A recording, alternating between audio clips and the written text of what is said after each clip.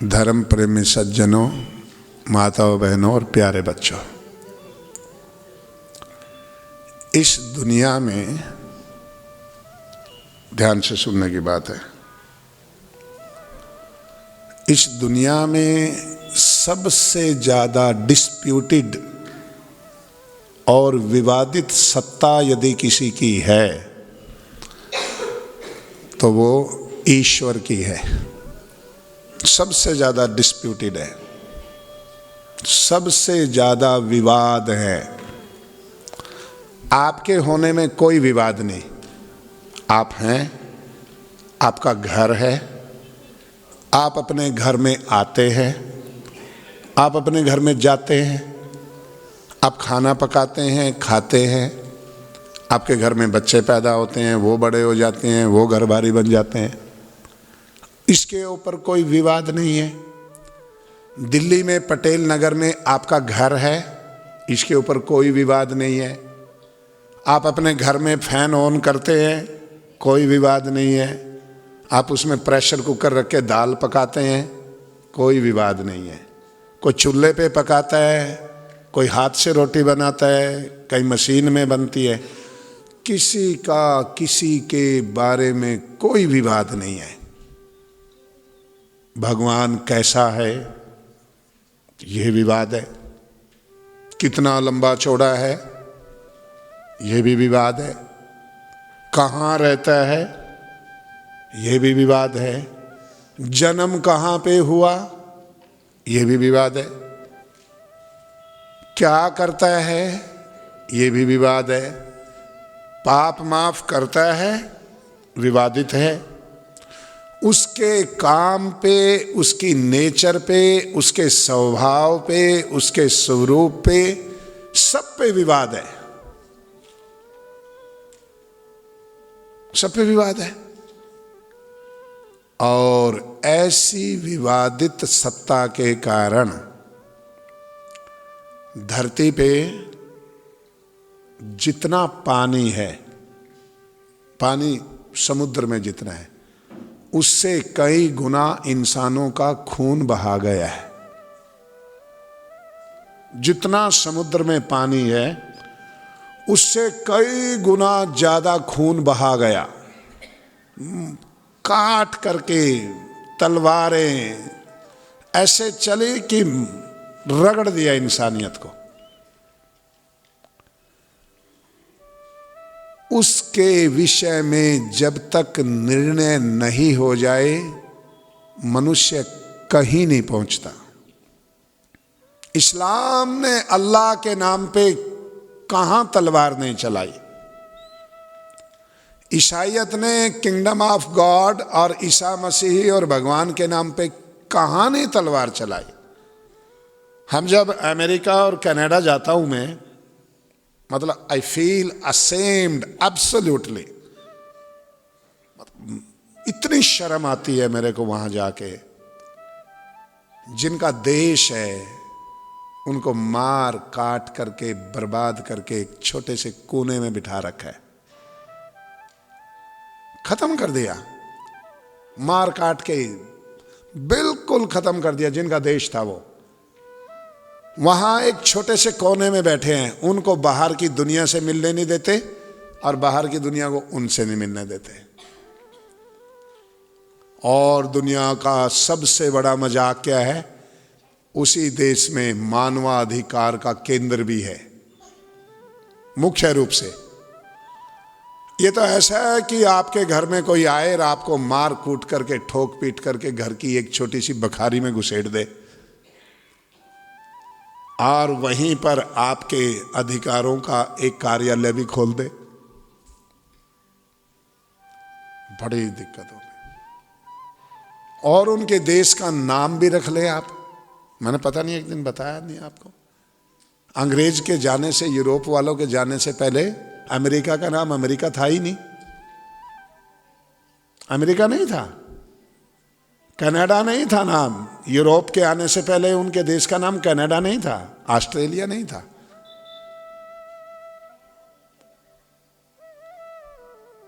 Even Angeles नाम के कबीले के आने से पहले इंग्लैंड का ही नाम इंग्लैंड नहीं था, उसका नाम था ब्रिहितान। ब्रिहितान, उसके बाद में बना ब्रितान, उसके बाद में बना ब्रिटेन। बृहत का मतलब फैला हुआ, एक फैला हुआ इलाका था, तो वो उस फैले हुए इलाके में वो लोग रहते थे, उसमें आयरलैंड इत्यादि सब चीजें मिला करके फिर बाद में ग्रेट ब्रिटेन बनाया। सब कुछ ईश्वर के नाम पे ढा दिया। किसी एक वर्ग के लोगों को कहा, थोड़े से बेचारे मजदूर, थोड़े से मेहनत करने वाले लोगों को कहा, ये तो मंदिर में ही घुसने के लायक नहीं है, ये तो तालाब का पानी भी पीने के लायक नहीं है। किसके नाम पे? भगवान के नाम पे। मतलब कुत्ता, सुअर, गधा वो तालाब में पानी पी सकते हैं, कोई उनके लिए रोक टोक नहीं। इंसान नहीं पी सकता क्योंकि ये तो शुद्र है। किसने, किसके नाम पे कर दिया? कि भगवान का ऐसा आदेश है।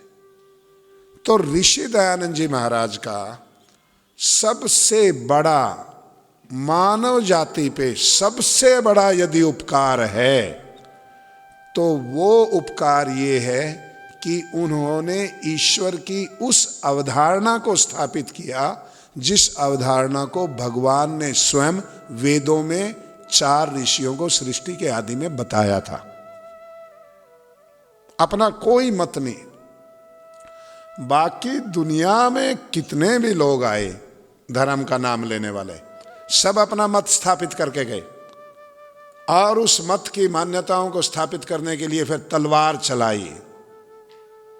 ऋषि दयानंद जी महाराज ने वेद का मत स्थापित करने के लिए तलवार नहीं चलाई, लाठी नहीं चलाई, उन्होंने ज्ञान, तपस्या, भक्ति, परोपकार, सहनशीलता, सेवा, सबके सर्वहितकारी नियमों को मानने और पालन करने के कारण लाखों लोगों को ईश्वर भक्त बनाया, वेद भक्त बनाया।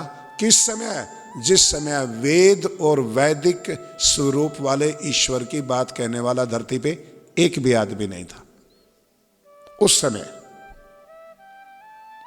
और मैं एक बात और कहा करता हूं, ईश्वर की आवश्यकता किसको है? वैसे तो 2 काम ना हो ना बच्चों, यदि 2 काम नहीं हो, 2 की जरूरत नहीं हो, 2 चीजें हमारे बीच में से हट जाएं तो ईश्वर की जरूरत नहीं है, जरूरत नहीं है। दिल्ली आर्य प्रतिनिधि सभा के हमारे प्रधान हैं धर्मपाल जी, बीमार हुए, थोड़ी लंग्स की बीमारी हुई, तो वो आजकल हैदराबाद में गए, चिकित्सा कराई, लंग्स ही चेंज करवा लिए। ईश्वर ने तो नहीं करे। किसी को किडनी की बीमारी है, किडनी चेंज हो जाती है, लीवर की बीमारी है, लीवर ट्रांसप्लांट कर लेते हैं, हार्ट की बीमारी हुई, हृदय आपका निकाल के दूसरे का डाल देंगे, सब कुछ तो ट्रांसप्लांट होने लग गया। ईश्वर की कहाँ आवश्यकता है? जहां आप महीनों में, सालों में जाया करते थे, वहां आप घंटों में पहुंच जाते हैं। हवाई जहाज बनाया, समुद्री जहाज बनाया, गाड़ियां बनाई, टेलीफोन बनाया, कैमरा बनाया, पंखे बनाए, सब इंसान ने बनाए। भगवान की कहाँ आवश्यकता है? 2 काम। क्या? एक तो कर्म फल व्यवस्था यदि ना आवश्यकता हो आपको, और कर्म फल व्यवस्था यदि आपके हाथ में आ जाए, और एक पुनर्जन्म खत्म हो जाए, और एक कर्म फल व्यवस्था खत्म हो जाए, फिर क्या करना ईश्वर का?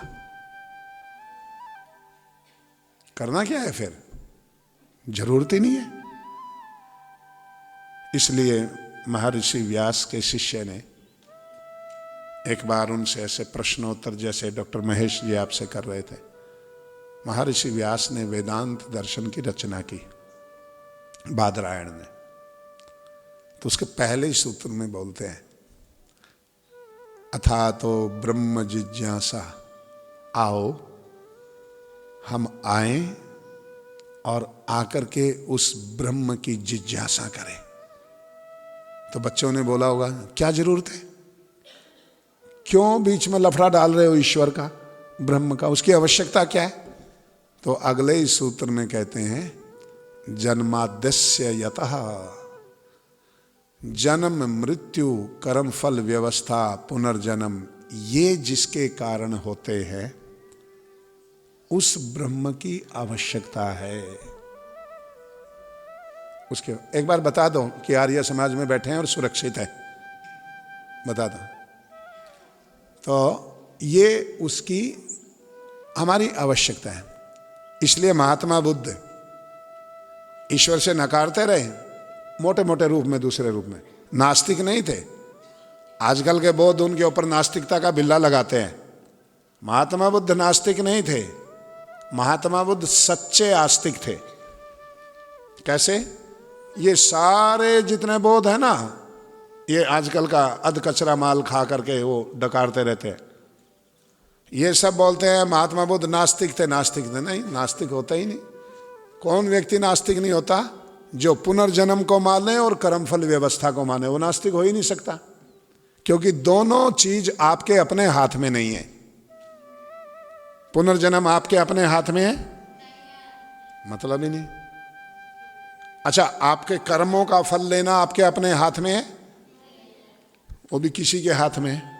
तो जो पुनर्जन्म देगा, जो कर्मों का फल देगा, तो वो ईश्वर है। पर उस समय ऐसी मतलब बहुत विवादित अवधारणाएं थी। महात्मा बुद्ध बहुत मनोवैज्ञानिक थे। वो खाली इन शब्दों को पीछे छोड़ करके और ध्यान इत्यादि के माध्यम से जन कल्याण और लोक कल्याण को आगे बढ़ाते हुए भारत की जनता को आध्यात्मिक बनाने के विचार से कुछ शब्दों को छोड़ दिया। पर उन्होंने कहा पुनर्जन्म होता है और कर्म का फल मिलता है, और चित्त की शुद्धि की बात कही। चित्त शुद्धि की, चित्त शुद्धि करनी है। आपने भी, हाँ, पड़ोसी से बंद करवा लो, पड़ोसी से। आजकल क्या हो गया ना, मोबाइल भी नए मॉडल के आगे, ये बच्चे कर देंगे। बेटा साइलेंट पे लगा दे इसको, कोई बात नहीं, हो जाता है। नहीं लाना, कई बार हमें नहीं पता चलता, बड़े नए नए मॉडल के आ गए हम मोबाइल। एक बार ओंकार का जाप करो।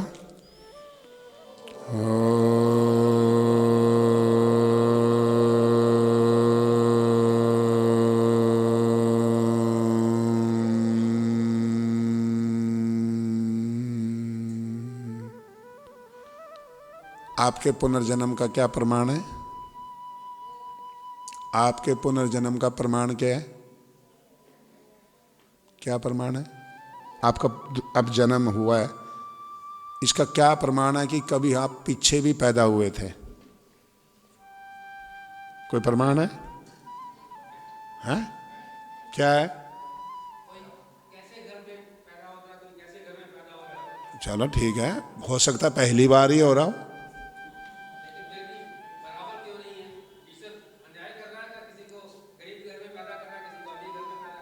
ठीक है, अच्छा, ये भी एक का उनका एक हेतु ये भी है।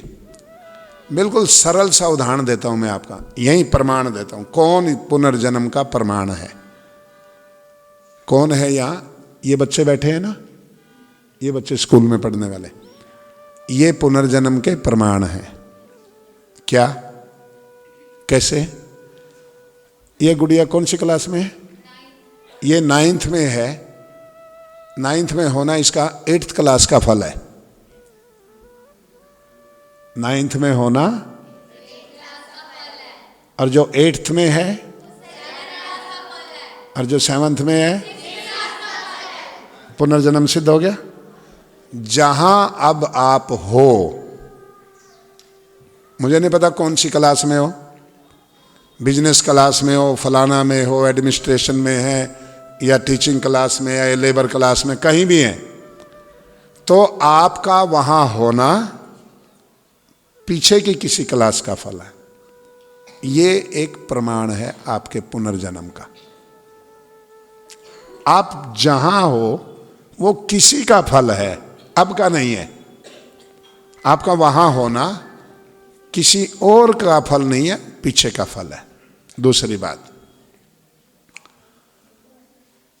यदि आपने अपना जन्म सुधारना है, जिनको अब अच्छा घर मिल गया उनको दोबारा वैसे ही अच्छा घर प्राप्त करना है, जिनको सुख सुविधा वाले, धन धान्य वाले और अनेकों प्रकार की भौतिक संपत्ति से भरे हुए घर, आध्यात्मिक और धार्मिक वातावरण वाले घर नहीं मिले, तो वो अपने कर्मों को सुधारो तो वैसा घर मिल जाएगा। गीता के अंदर है ना, श्रीमताम गेहे योगी नाम च। कहाँ जन्म कहाँ होगा? यात्रा अधूरी भी रह गई ना तो व्यर्थ नहीं जाती।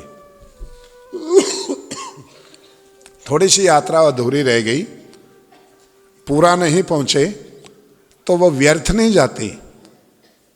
आप साधक बने, तपस्वी बने, धार्मिक बने, आध्यात्मिक बने, मोक्ष तक नहीं पहुंचे कोई बात नहीं, एक फल तो पक्का जरूर मिलेगा। क्या? या तो आप श्रीमानों के घर में होंगे या योगियों के घर में होंगे, या तो महर्षि दयानंद जी महाराज की माता ऐसे कोई साधारण स्त्री थोड़े थी, साधारण नहीं थी। पिता जरूर साधारण थे, ये मैं बता देता हूं आपको। पिता जरूर साधारण थे पर माता साधारण नहीं थी। पिता तो नाराज हो गए थे जब वो मंदिर से उठ करके आए और माँ से आकर के बोली, माँ मुझे तो भूख लगी है। माँ ने 1 मिनट नहीं लगाई, ये नहीं कहा कि तेरा व्रत टूट जाएगा तो अनर्थ हो जाएगा। बोला कोई बात नहीं बेटा, मैं तो पहले ही कह रही थी तेरे से व्रत नहीं रखा जाएगा, खा ले। इतनी उदारता थी। दशरथ सामान्य व्यक्ति थे पर कौशल्या सामान्य स्त्री नहीं थी, सामान्य नहीं थे। तो आप जहां जाना चाहते हैं वहां के 2 ही रास्ते हैं, एक ज्ञान का, एक कर्म का। कर्म करिए, ज्ञान पूर्वक करिए। ज्ञान पहले अर्जित कीजिए, ज्ञान से ही कर्म बदलता है। आज सुबह आप घर से चले, आपको ज्ञान क्या था कि डॉक्टर महेश जी और स्वामी संपूर्णानंद जी और दिनेश पथिक जी आए हुए हैं और उनका प्रवचन होगा, तभी तो आप चले ना। यदि रास्ते में आप कहते कि नहीं वो तो आज का कार्यक्रम कैंसिल हो गया, तो आप क्या करते? आपका कर्म बदल गया। किसने बदला? नॉलेज, इंफॉर्मेशन भी तो नॉलेज है ना। एक सूचना जो आपका ज्ञान बन गई, आपका कर्म बदल गया। थोड़ी सी दूर वापस गए थे, फिर किसी का फोन चला गया कि नहीं नहीं नहीं ये तो वैसे इसने मजाक में कह दिया, कार्यक्रम तो होगा। फिर आप क्या करेंगे? फिर वापस होंगे, फिर आपका बदल गया। ऐसे कर्म यदि बदलने हैं तो उनको बदलने का साधन है ज्ञान। बिना ज्ञान के किसी के कर्म नहीं बदले। और ज्ञान के स्रोत 2 ही हैं, एक स्वाध्याय और एक प्रवचन। प्रवचन कहते हैं सुनने को और स्वाध्याय कहते हैं पढ़ने को।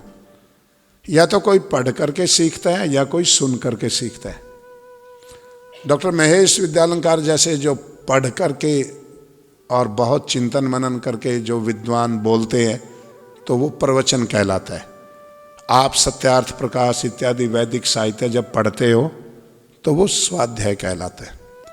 तो इन दोनों का, पहले जब गृहस्थ में आता था बालक गुरुकुल से चल के, तो ऋषि कन्वोकेशनल प्रोग्राम पे जब उनको स्नातक बनाते थे और समावर्तन संस्कार होता था तो उनको प्रतिज्ञा करवाते थे, स्वाध्याय प्रवचनाभ्याम मां प्रमदितव्यम।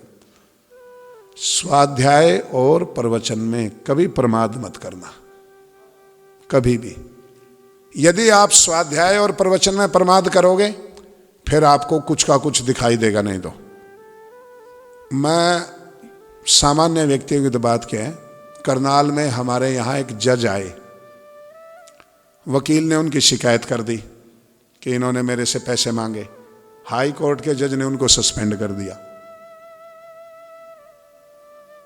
मेरे हाई कोर्ट में थोड़ा सा वो मतलब मेरा कुछ आना जाना बैठना उठना था, कुछ आर्य समाज से जुड़े हुए लोग जज थे, उसको पता लग गया।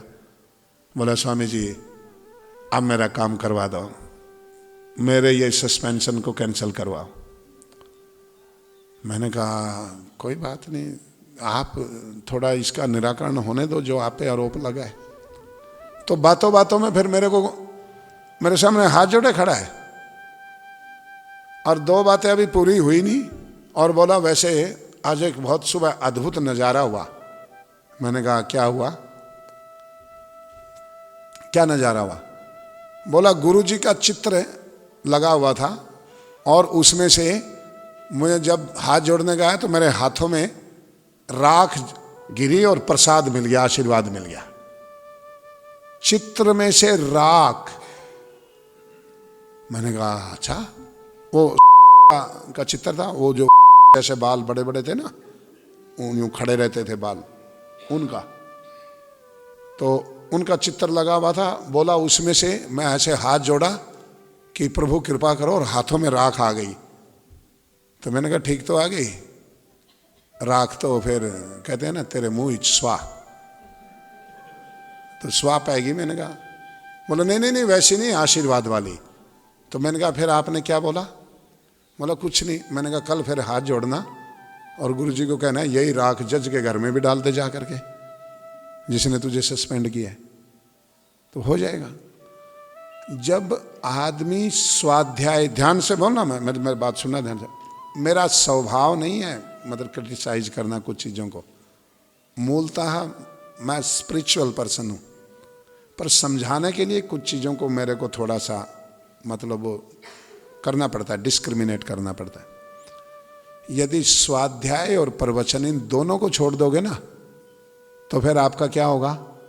आपको कुछ का कुछ दिखने लगेगा, कुछ का कुछ मिलने लगेगा, कुछ का कुछ सुनने लगेगा और आप कहीं के कहीं पहुंच जाओगे।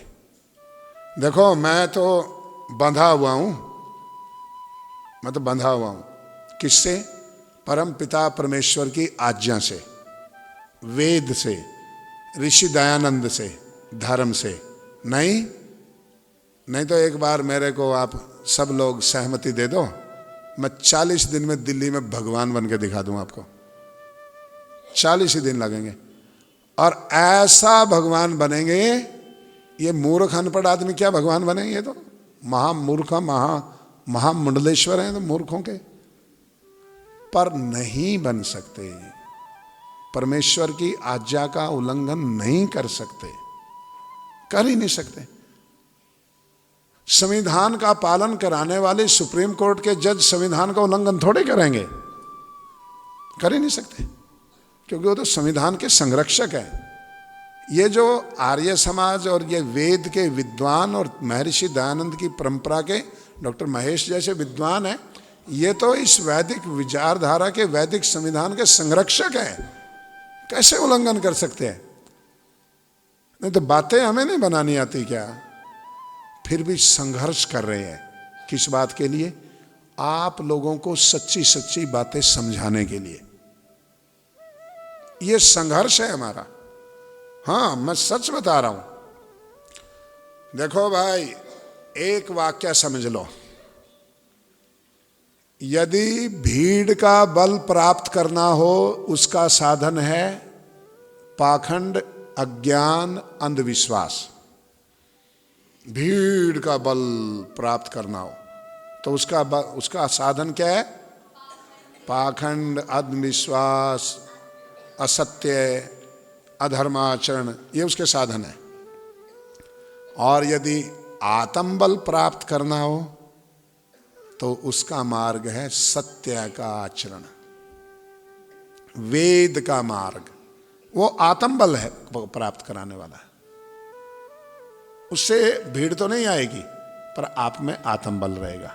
और महर्षि दयानंद जी महाराज ने जो आध्यात्मिक, राजनैतिक, सामाजिक और वो जो लड़ाई जीती है ना, वो भीड़ के बल पे नहीं जीती, आत्म बल के ऊपर जीती। भीड़ तो उस दिन काशी में दुर्गा कुंड पे पौराणिकों का जो जन समूह था वो तो 10,000 थे, लोग तो ज्यादा भी कहते हैं, पर लेखकों ने कहीं लिखा 10,000।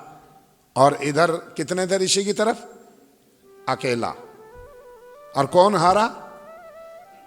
10,000 का पक्ष हारा, जबकि जो जज था वो भी उन्हीं का था। जो मीडिएटर था बीच में, जो महाराजा ईश्वरी प्रसाद और ईश्वरी नारायण थे जो, वो भी उन्हीं के थे। किसके बलबूते? आत्म बल के बलबूते। और दुनिया में बाहुबल, भीड़ बल, धन बल, जन बल सब पीछे रह जाएंगे, आत्म बल कभी भी आपको पीछे नहीं रहने देगा। आत्म बल होगा तो थोड़े साधनों से सुखी हो जाओगे, आत्म बल नहीं होगा सारे सुख के साधन होने पर भी दुखी रहोगे। तो आत्म बल की प्राप्ति के 3 ही साधन हैं: उपासना, स्वाध्याय और प्रवचन। बस रोज उपासना करें, थोड़ा स्वाध्याय करें और प्रवचन सुने, और जिनको सुनाना आता है वो सुनाए। ठीक है? तो बाकी फिर बातें, बची हुई बातें अगली बार करेंगे, समय काफ़ी हो गया। और